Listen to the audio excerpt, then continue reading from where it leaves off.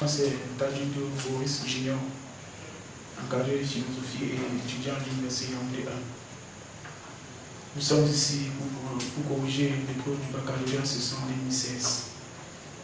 Donc, nous allons rapidement démarrer par le premier sujet, qui était celui du savoir. Le progrès des connaissances est-il allé de pair avec le progrès de la morale?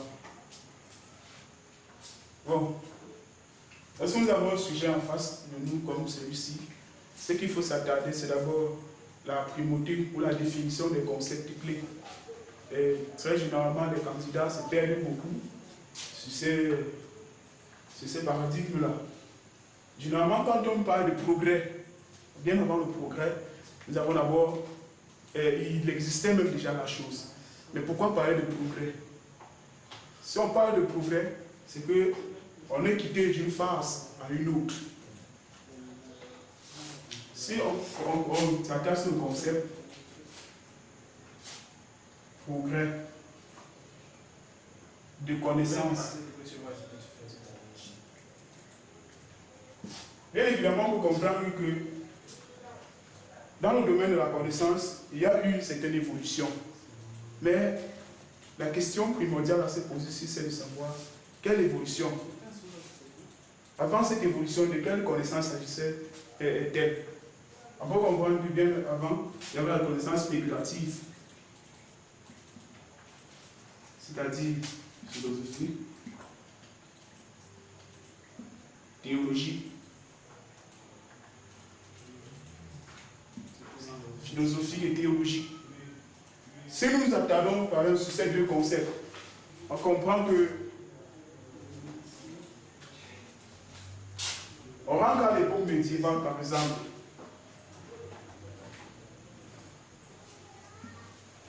À l'époque médiévale, nous avons quand même, dans le domaine de la science, un certain nombre de progrès avec notamment les atomistes qui parlaient déjà de la question de substance.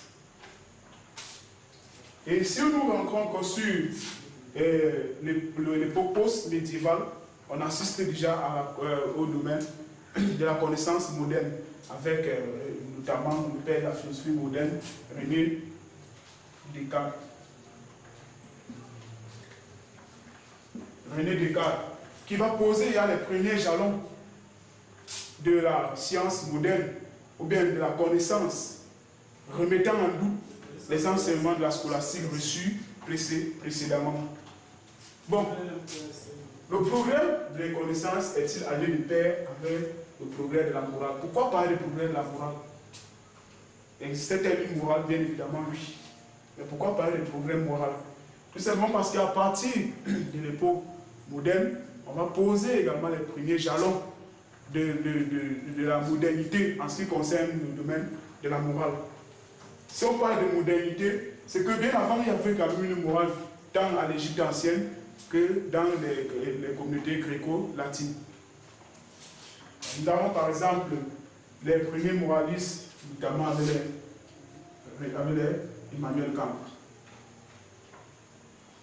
qui posait des jalons bien avant lui, son prédécesseur, René Descartes, qui parle d'une morale provisoire. Pourquoi parler d'une morale provisoire? Tout simplement parce qu'il faut remettre en doute d'abord les connaissances reçues ultérieurement, lesquelles connaissances relevaient du domaine spéculatif ou théologique. Nous revenons à notre sujet. C'était une brève historique. On revient à notre sujet. Le progrès de la connaissance est-il allé de pair avec le progrès de la morale? La question paraît un peu ambiguë et la difficulté s'installe. Mais très vite, nous allons définir le concept de connaissance. Qu'est-ce que la connaissance? Si nous définissons la connaissance comme étant un ensemble de procédés, comment on va y arriver à la connaissance? Nous avons la conquête des connaissances. Nous avons la conquête des connaissances. C'est également la somme des recherches menées par l'homme pour pouvoir atteindre à un but. On parle de progrès de connaissance, on quitte de la connaissance spéculative, philosophique ou théologique à la connaissance pratique. C'est-à-dire techno-scientifique.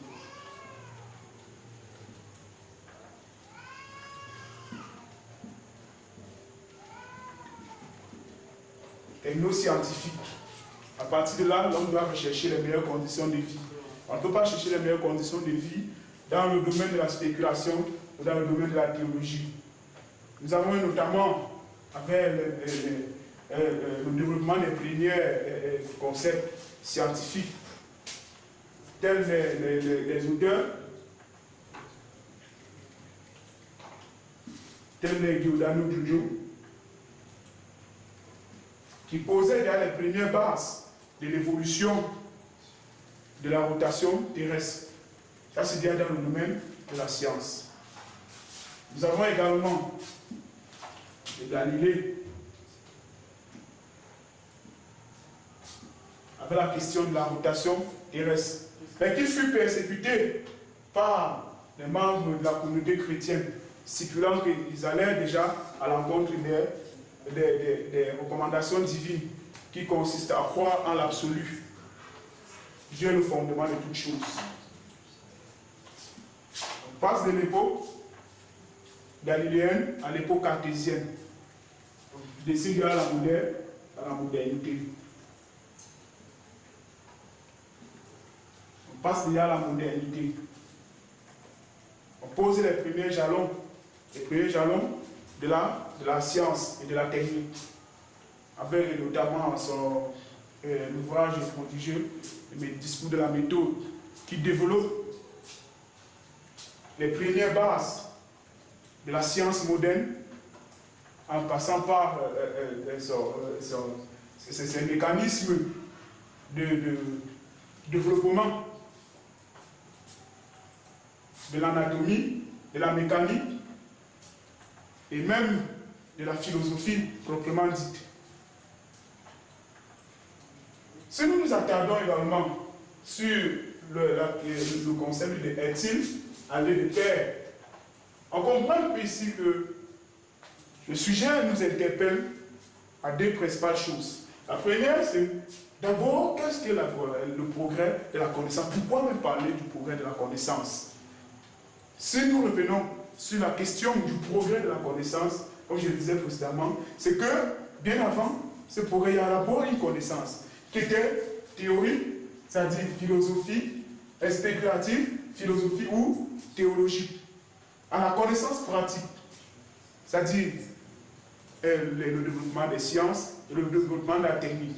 Et c'est partant de cette base que René Descartes remet dans tout des connaissances apprises au collège de la Flèche, avec son fameux passage du discours de la méthode. J'ai pu remarquer en doute toutes les connaissances que j'avais reçues pour pouvoir utiliser la direction qui m'était promise, celle de la science et de la technique. Discours de la méthode, édition Hachette, page 32, lignes 17 à 18. Existait-elle une morale? Bien évidemment, oui. Si nous rentrons dans les entités égyptiennes, on avait le concept de Ma, désignant également la principauté morale. À l'époque platonicienne pour la Grèce,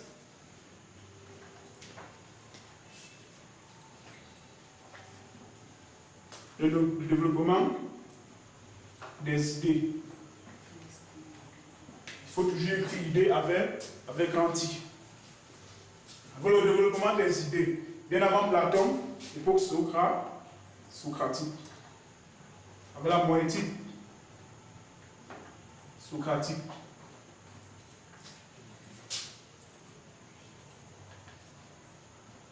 Là, d'accoucher les esprits. Donc, s'il faut résumer notre sujet, on comprend immédiatement que le sujet nous demande le progrès de la morale comme étant celui qui réglemente les mœurs, qui prône la norme, la valeur humaine. Est-il allé de pair avec le développement des sciences et des techniques.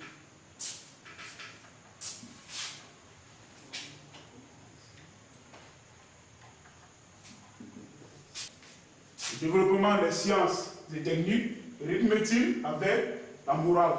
À ce niveau, le candidat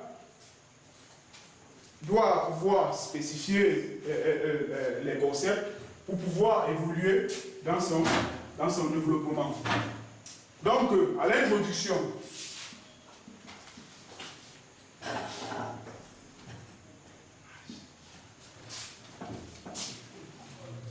il doit d'abord définir ce que c'est que le progrès moral, c'est-à-dire l'approche par définition, le progrès scientifique, ou technologique, en rapport avec la morale. C'est partant donc de là qu'il pourra ressortir le problème posé par le sujet, qui ne serait rien d'autre que le rapport entre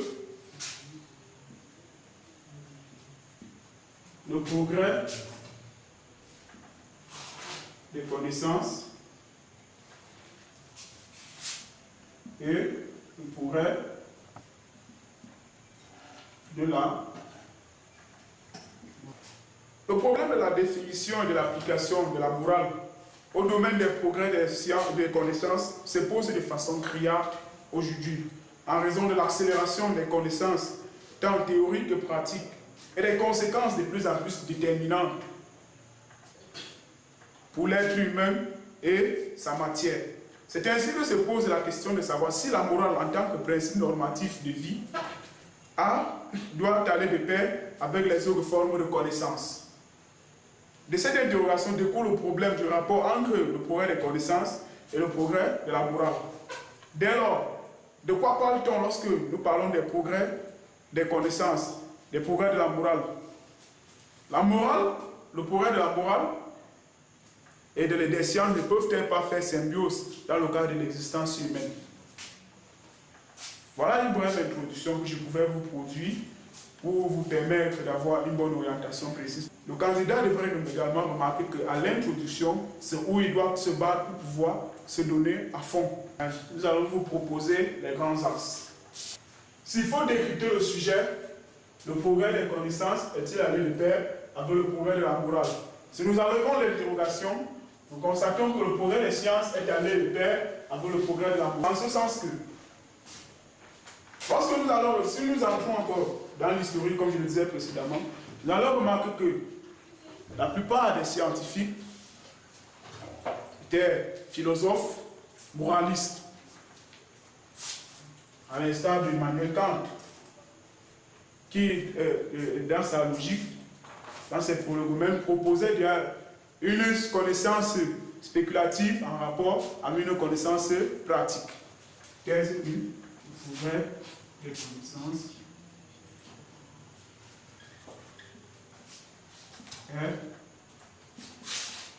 de paix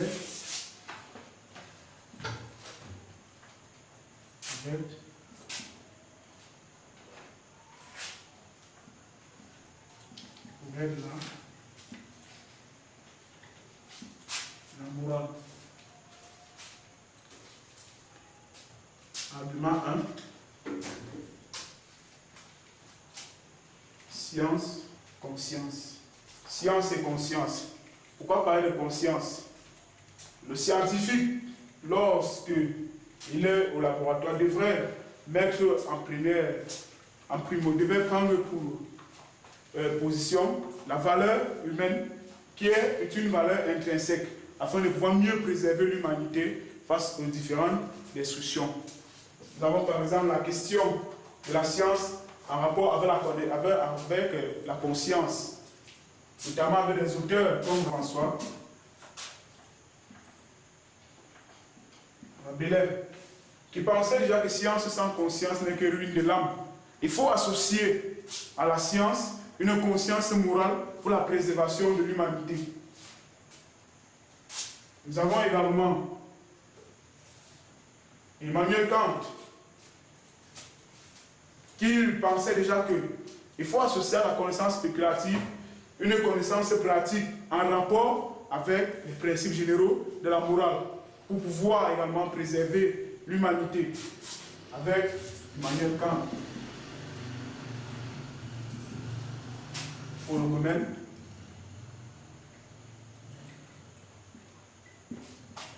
en toute métaphysique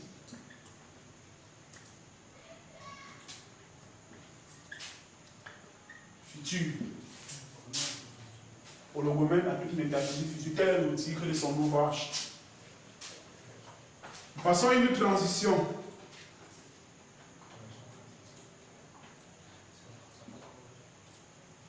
Si en première partie, nous pensons que le progrès des connaissances est allé de pair avec le progrès de la morale, il n'est pas exclu que, au cours des inventions et des découvertes, que des scientifiques aient mis la morale en danger au point de pouvoir détruire l'humanité. Nous avons récemment les catastrophes, telles que catastrophes nucléaires, les guerres, qui relèvent tous de la déshumanisation de l'homme. Donc, en transition, nous disons que, bien que le progrès de la science rythme avec le progrès de la morale, il n'est pas exclu de penser que l'humanité en a connu des gaffes, ou bien l'humanité en a connu des difficultés posées par les progrès de la science. Bien que le progrès de la science et de la technique soient allés de pair avec la morale, que pouvons-nous dire des situations troubles qu'a connues l'humanité? Nous passons à la seconde thèse. Thèse 2. Progrès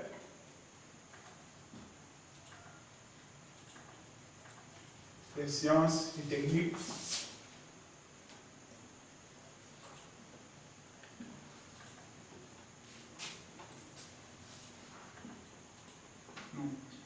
pas toujours rythmé avec le progrès de la morale. En argument 1,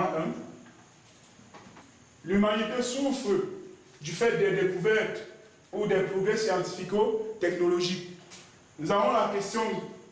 Cette question fut traitée par Albert Jacquard, épistémologue français, qui, pour lui, pense qu'il suffit seulement d'une décision, d'une poignée d'hommes, pour que l'humanité puisse s'effacer totalement. Dans son ouvrage intitulé « Au péril de la science », il pense qu'il faut mettre un terme au progrès de la science pour pouvoir préserver l'humanité des différentes catastrophes. Il va plus s'appuyer sur des catastrophes telles que Tchernobyl, Bhopal, Hiroshima et bien d'autres. À ce sujet, il cite « L'humanité vit désormais sous une menace permanente dont on ne voit guère comment elle pourra un jour écarter. La volonté de quelques hommes suffit à effacer en quelques instants toute vie sur terre. » Au péril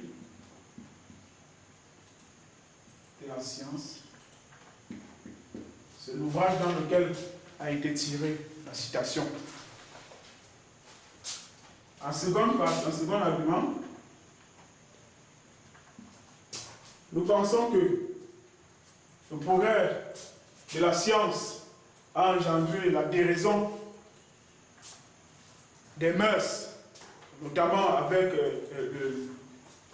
les prototypes, le développement des prototypes, changement des organes, modification des formes corporelles, qui ne rythment pas toujours avec les principes moraux. De plus, le progrès de la science et de la technique ont engendré le développement ou bien les différentes doctrines idéologiques telles le capitalisme et la recherche effrénée des intérêts, la recherche effrénée des bénéfices. On ne tient plus compte de la valeur humaine, on ne tient plus compte de la condition humaine, mais plutôt des bénéfices. Chose qui a fut proclamée par le socialiste allemand Karl Marx, qui, dans son ouvrage intitulé Idéologie allemande, demandait déjà aux prolétaires de s'unir pour pouvoir combattre cette gloutonnerie engendrée par le système capitaliste. Nous avons dans le domaine de la biologie la modification des formes corporelles.